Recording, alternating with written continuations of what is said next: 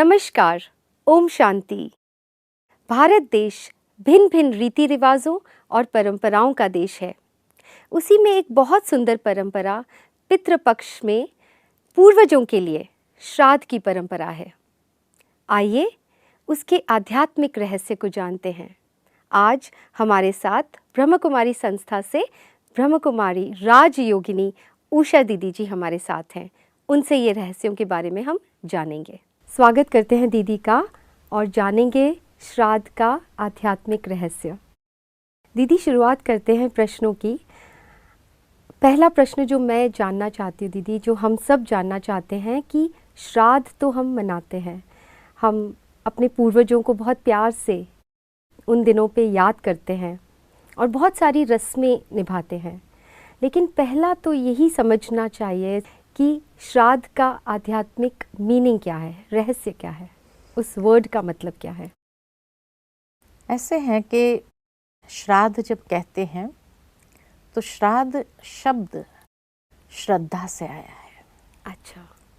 और जब श्रद्धा से हम कोई भी कार्य करते हैं जी, तो वो फेथ कहो, वो डिवोशन कहो, वो जैसे पहुंचता है, वो वाइब्रेशंस जो है वो वाइब्रेशंस फैलता है, प्रकंपित होता है। तो श्रद्धा से जब हम अपने पूर्वजों को याद करते हैं, अर्थात अपने शुद्ध संकल्पों की श्रद्धांजलि जी अर्पित करते हैं, अच्छा, वहां से ये श्राद्ध शब्द निकला है। दूसरा कहा जाता है कि खाली पूर्वजों को याद नहीं करना है, लेकिन श्राद्ध के समय में हर व्यक्ति अपने पूर्वजों के या अपने माता पिता के गुणों को, कर्तव्य को याद करते हैं और उनसे प्रेरणा प्राप्त करते हैं। कि हम अपने जीवन के अंदर भी ऐसा कुछ कार्य करें, जो चीज़ उन्होंने किया वो चीज़ हम भी करें। तीसरी बात ये भी कहा जाता है कि जाने अनजानेपन में हम लोगों से कई बार गलतियां होती है जी, और हमने अनजानेपन में भी उनके दिल को दुखाया है। हाँ जी। तो ये श्राद्ध के दिन जो है ये रिमाइंड करते हैं, या अंदर से, दिल से रियलाइज करते हुए हम उन पितरों से क्षमा मांगते हैं। अच्छा, कि जाने अनजानेपन में हमसे जो गलतियां हो गई, जिसके माध्यम से आपके दिल को दुखाया है, तो हम क्षमा चाहते हैं और सच्चे दिल से जी, प्रायश्चित करते हैं। अच्छा, पश्चाताप नहीं कहेंगे, प्रायश्चित कर रहे जी। हैं। तो ठीक है, पश्चाताप हो गया, ओम शांति। हाँ जी, लेकिन जब प्रायश्चित करते हैं, यानी एक सच्चे दिल से रियलाइजेशन करते हुए फिर स्वयं में परिवर्तन करने का शुद्ध संकल्प लेते हैं। अच्छा, कि हम अपने अंदर ये परिवर्तन लाएंगे और उसके लिए जैसे प्रतिबद्ध होते हैं, कमिटेड हो जाते हैं। जी जी, साथ ही साथ कहा जाता है कि ये श्राद्ध के दिनों में ही व्यक्ति समय निकालता है अपने पितरों के लिए, और समय निकाल करके उनकी हर अच्छी बातों को याद करता है ना। तो इस तरीके से अगर देखा जाए कि जब व्यक्ति श्राद्ध को सच्चे अर्थ में समझता है जी, तो उस भावना से कर सकता है। श्राद्ध खाली एक क्रिया नहीं है, एक रिचुअल नहीं है कि बस हमने क्षमा मांग लिया या हमने अपना एक कार्य पूरा कर लिया अपने पितरों के प्रति, इतना नहीं और है। हो गया बस। ऐसा नहीं जी, लेकिन उसके पीछे ये भाव है हाँ जी, कि हमें अपने जीवन के अंदर अपने गलतियों का एहसास करते हुए उनसे क्षमा मांग लेना है। वाह, है ना। साथ ही साथ ये भी कहा जाता है कि श्राद्ध माना, जब हम अपने अंदर संकल्पबद्ध होते हैं, अच्छे कर्म करने के लिए प्रतिबद्ध होते हैं, तो जरूर है पितरों का आशीर्वाद प्राप्त होता है। बिल्कुल जी, तो इसीलिए श्राद्ध का ये भाव है और इस भाव के साथ उसको करना है। बहुत सुंदर दीदी, बहुत ही सुंदर तरीके से आपने हमें ये रहस्य, इस शब्द में कितने रहस्य हैं ये अब हमने जाना है। क्योंकि करते तो सब हैं और भाव उनका पूर्वजों के प्रति होता है, लेकिन अगर उन चीज़ों को सही से समझ कर करेंगे, सही भाव से करेंगे, तो परिणाम भी वैसा मिलेगा जी। तो आपने बहुत सुंदर तरीके से हमें उस शब्द का मतलब समझा दिया कि श्रद्धा और दूसरा पश्चाताप और प्रायश्चित में डिफरेंस बताया कि पश्चाताप मतलब फिर हम रिस्पॉन्सिबिलिटी नहीं लेंगे अपने आप को परिवर्तन करने की, प्रायश्चित करेंगे तब हम परिवर्तन भी कर पाएंगे। बहुत बहुत सुंदर तरीके से दीदी आपने समझाया। अब ये जानना चाहेंगे कि श्राद्ध के जो दिन है दीदी, वो गणेश चतुर्थी के बाद और नवरात्रों से पहले आता है, मतलब उनके बीच में, गणेश चतुर्थी और नवरात्रों के बीच में ये आते हैं, ये जो 15 दिन 16 दिन। तो ये दीदी यही समय क्यों? बहुत सुंदर सवाल पूछा आपने, क्योंकि ये जानना बहुत ज़रूरी है कि यही 16 दिन क्यों मनाए जाते हैं। जिस तरीके से मैंने समझा है कि गणेश चतुर्थी के बाद जी, क्योंकि गणेश जी का जो अपने माता पिता के प्रति एक इतना आदर भाव था जी, इतना सम्मान का भाव था, और हमेशा दिखाए गए हैं कि गणेश जी बहुत आज्ञाकारी थे। हाँ जी, चाहे उन्हें अपने सर भी कटाना पड़ा, लेकिन माँ की आज्ञा जो थी उस आज्ञा को उसने टाला नहीं। जी, तो गणेश चतुर्थी से हमें गणेश जी से ये प्रेरणा प्राप्त करनी है जी, कि हमेशा माता पिता का सम्मान करना, माता पिता के आज्ञाकारी बनना। इतना ही नहीं, लेकिन जब कहा जाता है कि दोनों भाइयों के बीच में कहा गया कि भाई आप संसार का चक्कर लगा करके आओ, हाँ जी, तो कार्तिकेय तो तुरंत निकल पड़े अपने वाहन के ऊपर बैठ करके। लेकिन गणेश जी के लिए कहा जाता है कि उसने कहा कि मेरे माता पिता ही मेरे संसार है जी, मेरी दुनिया अगर है तो यही है। और इसीलिए माता पिता को ही बिठा करके उसने पूरा चक्कर लगा दिया, परिक्रमा करके कहा बस यही मेरी दुनिया है। इसमें उनका विजडम भी दिखता है, विजडम भी दिखता है, कितने इंटेलिजेंट वाइज। हाँ जी, और इसीलिए जब ये विजडम था तो विजडम का आधार था स्पिरिचुअलिटी। अच्छा, इसलिए बड़ा सिर जो उनको दिखाते हैं हाँ कि स्पिरिचुअल विजडम के साथ, यानी आध्यात्मिक प्रज्ञा के साथ जी, वो हर कर्म करते थे। जी, तो आज के संतान के लिए भी यही प्रेरणा है कि माता पिता का खाली आदर करना, सम्मान करना इतना नहीं, या आज्ञाकारी बनकर चलना उतना नहीं, लेकिन हमेशा ये समझे कि हमारी दुनिया जी, हमारे पूर्वजों के साथ है। ओके, और जितना हमारा आदर भाव उनके प्रति होगा जी, तो नेचुरल है कि उनकी संतान भी वही आदर भाव और सम्मान का भाव उनके प्रति भी रखेंगे। ब्यूटीफुल, जी जी दीदी। और साथ ही साथ आध्यात्मिक प्रज्ञा को लेकर के जीवन में आगे बढ़ना। हाँ जी, इसलिए गणेश चतुर्थी के बाद। अच्छा, दूसरा जो कहा नवरात्रि से पूर्व, हाँ जी, तो नव शब्द जो है, नव शब्द में बहुत गहरा भाव है। नव शब्द नवीनता, अच्छा, नया करना, नया, ओके, न्यूनेस, न्यूनेस जी। तो जीवन के अंदर हमेशा नवीन करने के लिए नेचुरल है अपने पूर्वजों का आशीर्वाद चाहिए। हाँ जी, बिल्कुल, बिना आशीर्वाद के हम कोई भी नहीं कार्य में सक्सेसफुल नहीं हो सकते हैं। जी, सफलता को प्राप्त करना है तो बड़ों की शुभ भावना, शुभकामना, आशीर्वाद, वरदान, दुआएं बहुत जरूरी है। यस। तो हर नया कार्य करने के लिए, हर नया कार्य करने से पूर्व आशीर्वाद लेना जरूरी। इसीलिए श्राद्ध के दिनों में जब आशीर्वाद प्राप्त करते हैं तो अंदर में एक संतुष्टि होती है कि अब जो कार्य करेंगे उसमें सफलता जरूर प्राप्त हो। बिल्कुल, एक विश्वास बन जाता है। जी। दूसरा नवरात्रि कहा जाता है शिव शक्ति के दिन। अच्छा, ये शिव जी। शक्तियों के दिन है, जी।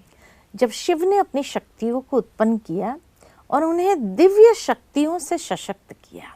अच्छा। तो जो आत्माएं अपने पूर्वजों का सम्मान करना जानते हैं, हाँ जी। तो नेचुरल है कि परमात्मा शिव, जिसको भोलेनाथ कहा जाता है, वह भी हमें उस नया कार्य करने के लिए दिव्य शक्तियों से सशक्त करते हैं। ब्यूटीफुल। जब दिव्य शक्तियों से सज्ज हो जाते हैं, हाँ जी। तो नेचुरल है कि जो वीकनेसेस है उसके ऊपर भी विजयी हो जाते हैं। बिल्कुल। इसलिए नवरात्रि के बाद दशहरा, कि जो हमारी वीकनेसेस है उसके ऊपर संपूर्ण विजयी, और विजयी होकर के जब विजयादशमी को बहुत शुभ दिन माना जाता है, कोई भी नया कार्य करना है, कोई भी नई चीज खरीदनी है तो दशहरा के दिन करते हैं। तो मनुष्य ने जब अपनी दिव्य शक्तियों के माध्यम से वीकनेसेस के ऊपर संपूर्ण विजय प्राप्त कर लिया, साथ ही अपने पूर्वजों का आशीर्वाद है, तो नेचुरल है जीवन के अंदर दिवाली यानी उजियारा है, रोशनी है, प्रकाश है, अंधकार समाप्त हो जाता है।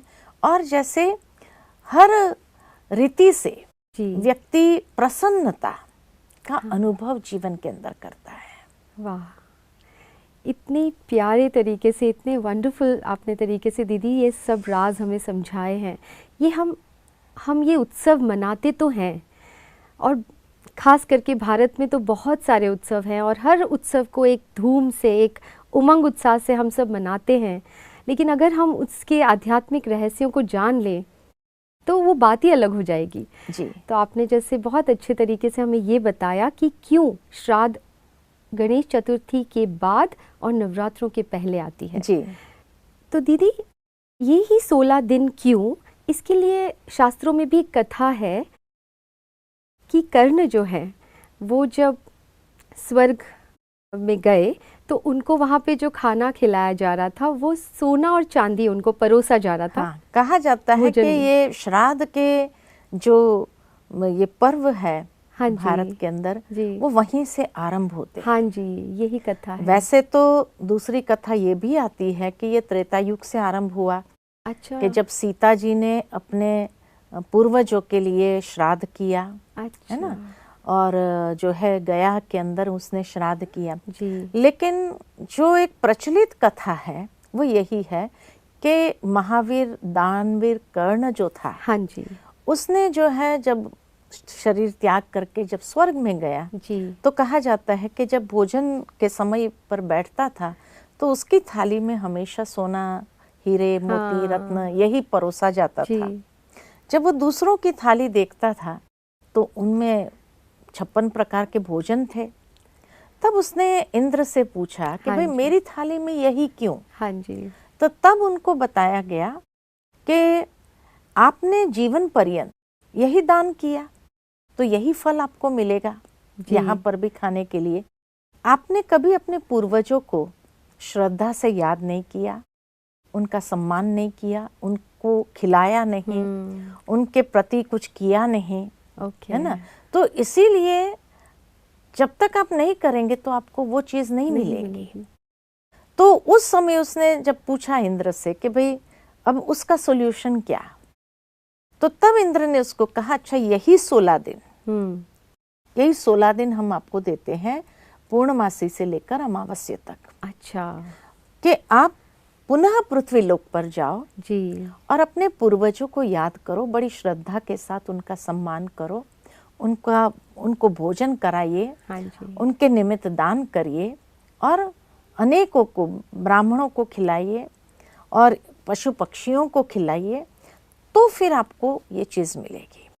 तो ये 16 दिन वो स्वर्ग लोक से पुनः पृथ्वी लोक पर आता है। अच्छा। और पृथ्वी लोक पर आकर के जब ये अपने पितृ को आवाहन करते हैं, अपने पितृ को बड़े दिल के साथ, श्रद्धा के साथ ये भोजन अर्पित करते हैं, पशु पक्षियों को करते हैं, अच्छा, ब्राह्मणों को खिलाते हैं जी। तो कहा जाता है कि 16 दिन के बाद जब वो जाते हैं तो उसको पुनः ये चीज वहां सत्य स्वर्ग के अंदर प्राप्त होती है। लेकिन यहाँ इस कहानी से एक और सीख भी हमें मिलती है, और ये सीख यही मिलती है कि पूर्वजों को पहुंचा नहीं पहुंचा ये सेकेंडरी बात है। हाँ जी। लेकिन ये कहानी से ये जरूर सीख मिलती है कि मनुष्य जो करता है वही उसको फल स्वरूप मिलता है। बहुत सुंदर। हाँ जी। तो उसने श्राद्ध किया अपने पूर्वजों के प्रति, इसलिए मिला ये नहीं कहेंगे, लेकिन उसने वो श्रेष्ठ कर्म किया। बिल्कुल। और वो कर्म का फल स्वरूप उसको वो चीज मिलती है। अच्छा। भावार्थ यही है कि मनुष्य भी जीवन पर्यंत अगर अपने पूर्वजों को, अपने माता पिता को कष्ट देता है, दुख देता है जी, तो नेचुरल है उसको क्या प्राप्ति होगी। बहुत सही। इस कथा के माध्यम से यही सीखने को मिलता है हमें कि जीवन पर्यंत हमें अपने पूर्वजों को, अपने माता पिता को सुख देना है। उनके प्रति जो आप कर सकते हैं उनको आप संतुष्ट रखिए, उनको तृप्त रखिए, तब आपका हर कर्म जी, जो है वो बहुत सुंदर माना जाएगा। हाँ जी। है ना। और उसके फल स्वरूप आप जहाँ भी जाएंगे तो आपको वो प्राप्ति होगी, वो अनुभूति होगी। यस। तो इसीलिए कहा जाता है कि आप जीते जी करिए, मरने के बाद श्राद्ध करने का कोई मतलब नहीं है। एक्चुअली मेरा नेक्स्ट क्वेश्चन दीदी आपसे यही था। हाँ। कि आज जो हम देख रहे हैं, जीते जी तो कोई अपने पेरेंट्स की, अपने माता पिता का ध्यान नहीं रखते हैं। पहले के जमाने में ये वृद्धाश्रम नहीं होते थे। अभी स्टार्ट आजकल कितने वृद्धाश्रम बन गए कि माता पिता को वृद्ध आश्रम में भेज देते हैं, उनका कभी ध्यान नहीं रखा जाता, उनके प्रति न आदर भाव है, उनके प्रति न सम्मान है। तो वास्तव में श्राद्ध के समय करे या उस पूर्वजों को उस समय याद करके करे, और जीते जी हमने तकलीफ दिया हो तो कहाँ से हमें, शायद कई लोग जो कहते हैं भाई पितृ दोष लग जाते हैं, वो रुष्ट हो गए, है ना। अब रुष्ट होने की बात नहीं है, माता पिता जीवन पर्यंत कभी रुष्ट नहीं हुए तो मरने के बाद क्यों रुष्ट होंगे, है ना। लेकिन कहने का भावार्थ है कि क्या हमारे अपने कर्म जी हमें क्षमा कर सकते हैं? नहीं, हमारे अपने कर्म ही हमें कभी क्षमा नहीं करेंगे। बिल्कुल। तो भावार्थ यही है कि जीते जी ही हम उनकी सेवा करें, जीते जी ही हम उनको संतुष्ट रखें, हाँ जी, जीते जी उनको प्रसन्न रखें, खुश रखें, तो हमेशा उसके आशीर्वाद हमारे साथ ही रहेंगे जी। फिर ये श्राद्ध करने की आवश्यकता नहीं रहेगी। पहले ही, क्योंकि हमने जो करना है वो पहले ही कर दिया, जीते जी ही। और जब हम करते हैं तो नेचुरल है हमारी संतान भी जब देखती है तो वो भी फॉलो करते हैं उसी रीति से। बिल्कुल। तो वो परिवार यहाँ ही स्वर्ग का अनुभव करता है। हाँ जी, है ना जी। तो मनुष्य के अपने कर्म ही कहाँ न कहाँ उसको क्षमा नहीं कर पाता है। इसलिए जो पितृ दोष की बात आती है कि किसी को पितृ दोष लगता है वास्तव में, और इसीलिए कई लोग सोचते हैं कि भाई जो कुछ करने जाते हैं सफलता नहीं मिलती है, कोई भी कार्य में हाथ डाला तो उसमें नुकसान होता है। तो जब कई लोग एक दूसरे से बात करते हैं, ज्योतिष लोगों से पूछते हैं तो कहेंगे आपको पितृ दोष है। अरे पितृ दोष माना तो कहेंगे हाँ पितृ नाराज है, रुष्ट है, आपने उनके लिए कुछ किया नहीं है, इसलिए वो नाराज है, उनकी कोई अधूरी इच्छाएं हैं, कामनाएं हैं, वो पूरी नहीं किया, इसीलिए। तो पहले वो पूरी करो, इतना दान करो, इतना पूजा करो, पाठ करो, तब जाकर के वो प्रसन्न होकर के आपको आशीर्वाद देंगे। जी। माता पिता कभी बच्चों से रिष्ट नहीं होते हैं। जीते जी जब बच्चों ने तकलीफ दिया होता है तो भी उनके अंदर से यही निकलता है, दुआ ही निकलती है कि आप खुश रहो, सदा खुश रहो, यही अंदर से निकलता है। जैसे वो एक कथा याद आती है भक्ति मार्ग की, कि जिसमें दिखाया है कि एक बच्चा अपने पिता का वध करता है। अच्छा। उसको मारता है। अच्छा। और मारने के बाद क्योंकि उसको पैसा चाहिए था तो पिता जो है थोड़ा स्ट्रिक्ट था। हाँ। तो जब पैसा नहीं दे रहे थे, क्योंकि उसको बुरे काम के लिए पैसा चाहिए था, जुआ खेलने के लिए या शराब पीने के लिए, तो जब पिता ने पैसा नहीं दिया तो कहा जाता है कि उसने पिता का वध कर दिया। और वध करके जैसे ही वो पैसे की जो थैली थी वो लेकर के जैसे निकला तो घर के आंगन के वहां पर पहले वो थोड़ा ऊंचा होता था, ऊंचा होता था। तो वहां पर उसका पैर अटका और वो गिरने लगा। अच्छा। तो जैसे ही गिरा वो, तो पिता सूक्ष्म में जैसे उसको पूछते हैं, बेटा लगा तो नहीं तुझे, है ना? माय गॉड, ये कथा आती है शास्त्रों के अंदर। यानी कहने का भावार्थ कि उसने पिता का वध करने के बाद भी वो पिता के अंदर से निकलता है, बेटा तुरे को लगी तो नहीं।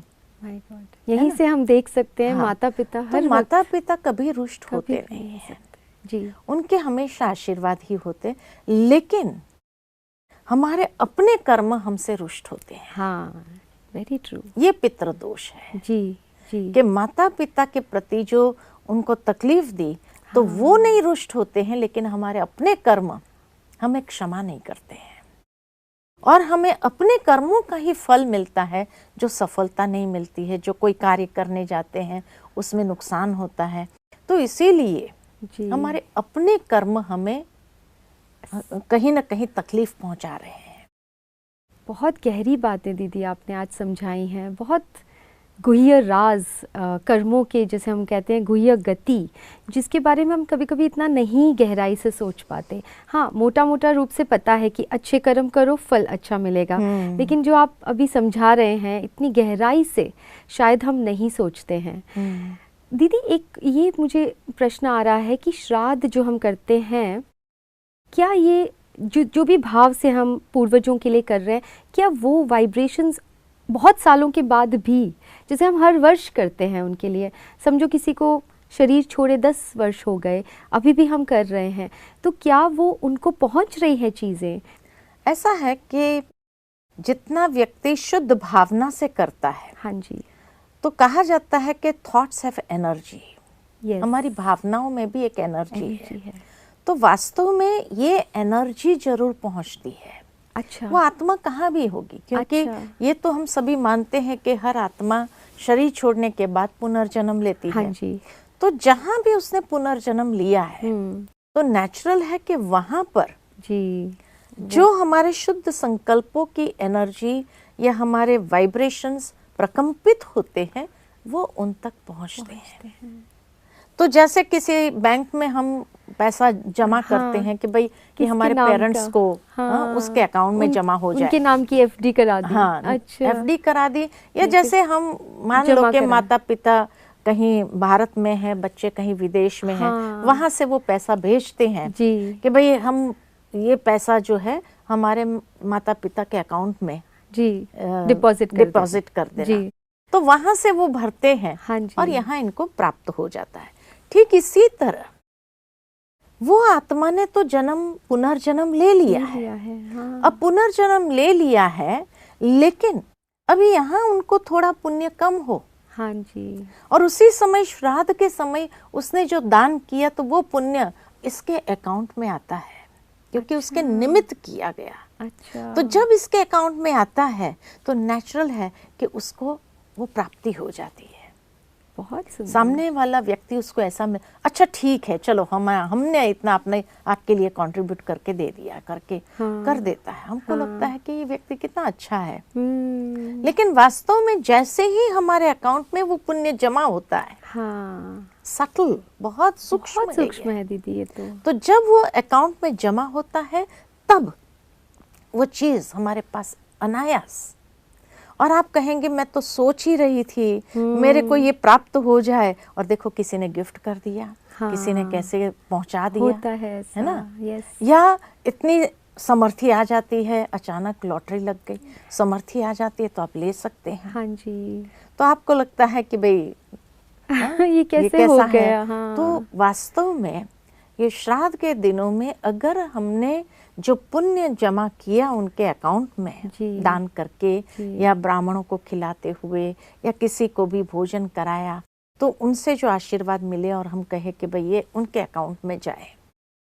बहुत सुंदर दीदी। हाँ तो ये सूक्ष्म हमारे अकाउंट में, ये कर्म फिलॉसफी अगेन कि जो हमारे अकाउंट में आता है। ओके। तो इसीलिए लोग प्रतिवर्ष करते हैं अच्छा। कि कहीं न कहीं उनके पूर्वजों ने जहाँ जन्म लिया है, उनको अगर कोई चीज़ की आवश्यकता हो हाँ और जी। यहाँ हमारे पास समर्थी है हाँ जी, करने की, करने की। तो चलो उतना हमने कर दिया। जी। तो वहाँ से भी सूक्ष्म में जब उसको प्राप्ति होती है उस चीज़ की, तो दुआएं तो निकलती दुआएं हैं। निकलती है कि भाई तो वो हमें भी एक अच्छी एनर्जी मिलती है एनर्जी उनकी मिलती है तरफ रिटर्न से। में। हाँ, ओह! क्योंकि ये कभी नहीं सोचा था, मुझे ये बार-बार होता था कि बहुत वर्ष हो गए, अब भी क्या उसका कोई उनको मिल रहा है, लेकिन आपने जो चीज़ समझाई है, अनबिलीवेबल, कि इतनी वर्षों के बाद भी वो आत्मा जहाँ हाँ। कहीं होगी, उसके लिए हम कर सकते हैं। हाँ जी। तो दीदी, आपका बहुत-बहुत शुक्रिया, दिल से शुक्रिया कि आपने श्राद्ध के बारे में हमें उसके गुह्य रहस्य बताए, उसका आध्यात्मिक रहस्य हमें समझाया। लेकिन बहुत सारी विधियां भी हैं श्राद्ध को लेकर, जिसके बारे में हम ज़रूर आपसे जानना चाहेंगे अपने अगले एपिसोड में। थैंक यू दीदी। ओम शांति। तो दीदी जी ने आज हमें बहुत सुंदर तरीके से श्राद्ध की परंपरा का आध्यात्मिक रहस्य समझाया है। वो 16 दिन ही श्राद्ध के क्यों, ये भी समझ में आ गया। तो अब हम जो ये श्राद्ध की जो परंपरा निभाएंगे, इसके रीति रिवाज निभाएंगे, वो एक समझ के साथ हम निभाएंगे, और आगे भी दीदी जी से हम जानेंगे इसकी विधियों के बारे में, सारे रहस्य हम जानेंगे। तो तब तक के लिए ओम शांति।